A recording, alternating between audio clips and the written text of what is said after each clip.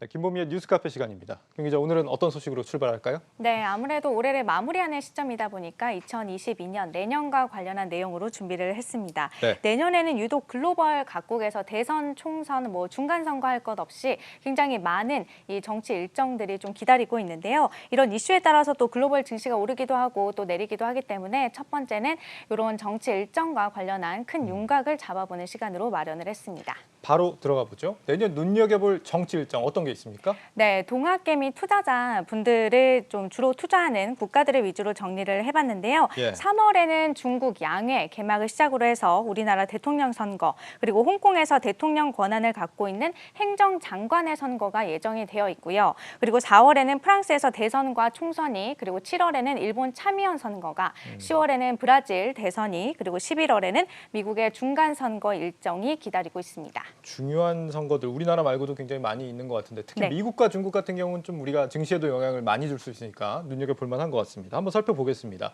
먼저 미국에서 지금 11월에 열리는 중간 선거, 바이든에 대한 평가를 하는 거죠? 네, 맞습니다. 이 상하원과 그리고 주지사, 주의원을 또 선출하게 되는데 이 아무래도 대통령 임기 중반부에 실시를 하다 보니까 현 정부에 대한 평가가 좀 반영이 될 수밖에 없습니다. 조 바이든 대통령에 대한 중간 평가이자 2024년 대선의 좀 예고편이다라고 보면 될 것 같은데요. 예. 이런 가운데 바이든 대통령의 지지율은 코로나 사태 그리고 또 아프가니스탄 철군 등으로 인해서 계속 떨어지고 있는 상황입니다. 이 심지어 미국인 10,000명에게 지난 40년간 가장 일을 잘한 대통령은 누구였느냐라는 이 최근 설문조사 결과에서 바이든 대통령이 꼴찌를 기록하기도 했습니다.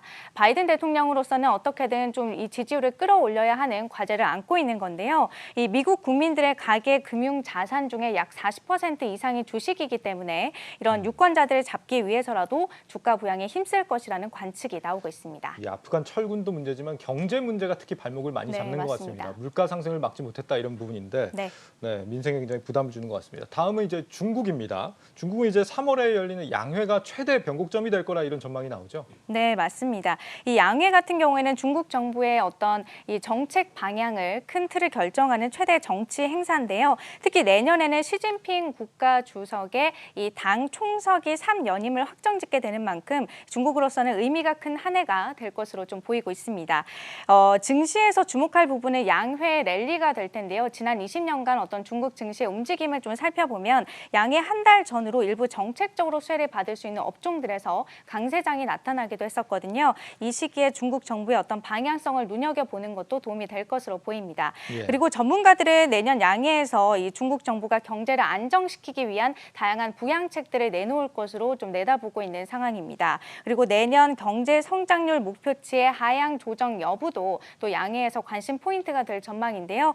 참고로 올해 양회에서 정한 성장률 목표치는 6% 이상이었습니다. 네, 일각에서는 기준을 5%로 보기로 하더라고요. 양회에서 나오는 이제 성장 목표가 5%보다 낮으면 경제가 많이 안 좋은 거다 이렇게 평가를 하는 것 같은데 아직까지 이제 시 주석의 3년임에 대해서 의심하는 그런 시각들은 없는 것 같습니다.